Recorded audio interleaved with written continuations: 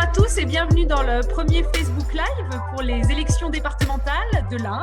Ce soir, nous parlerons d'un des gros enjeux de notre département et plus particulièrement pour les cantons de Bourg 1 et Bourg 2, à savoir le manque de médecins, le désert médical auquel nous devons faire face. 20% des Burgiens n'ont pas de médecin traitant et quasiment 25% des plus modestes d'entre nous n'en ont pas. Donc la situation ne peut plus durer. On va déjà démarrer d'un constat au niveau européen. Nous sommes un des pays les plus mal lotis en médecins généralistes. Même si on dit que le nombre de médecins s'est accru ces dernières années, c'est surtout dans les spécialités qu'on a noté un accroissement, mais pas chez nos médecins généralistes. Nous sommes le département en France qui a la densité de médecins généralistes la plus faible. On est dans une situation actuelle où il n'y a plus de recours. C'est-à-dire les urgences sont complètement embolisées, l'hôpital ne peut plus recevoir, il y a le problème des hospitalisations et tout. Et donc il faut compter sur les médecins généralistes. Et les médecins généralistes sont totalement débordés parce que on a l'air d'être toutes et tous d'accord sur le constat qui est il y a urgence à agir. Qu'est-ce qu'on peut faire concrètement ? Il y a les propositions qui sont faites par nos candidats, qui sont relativement volontaristes au niveau de salariés, un certain nombre de médecins dans ce département. C'est qu'une histoire de volonté politique, et nous l'avons.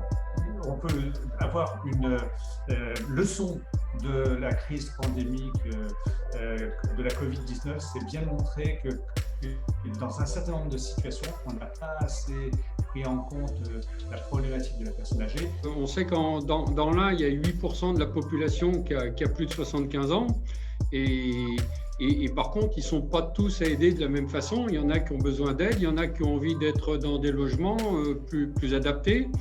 Je pense qu'à partir du moment où déjà le patient peut choisir qui va venir s'occuper de lui, qu'il soit à domicile ou en EHPAD ou ailleurs, à partir du moment où on vérifie que chaque étape est comprise de sa prise en charge et qu'on le fait participer aux décisions, déjà on est dans le respect. Et donc tout ce qui va aller dans le sens d'aider les maisons médicales, toutes les structures de groupe, pour moi c'est absolument majeur.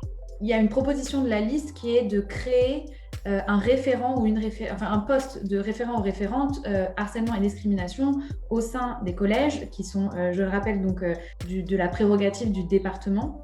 L'actualité nous le montre tous les jours. On a des jeunes qui ne se rendent pas compte de l'impact et de la résonance qu'aujourd'hui ont les réseaux sociaux. On propose la création de ce poste de référent, harcèlement, sensibilisation également au sexisme qui est aussi très présent chez nos jeunes. Nos candidats ont la volonté, il faut cette volonté. Et ça ne suffit pas, j'ai envie de dire, c'est des opérations les unes à côté des autres qu'il faut réaliser. Merci à vous toutes et tous qui nous avez suivis. Vous avez été plus de 40.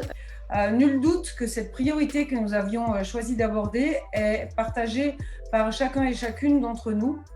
Donc merci à toutes et tous et bonne soirée et rendez-vous le 26 mai à 18h30, le 2 juin à 18h30 également, et puis tous les rendez-vous que nous aurons prochainement.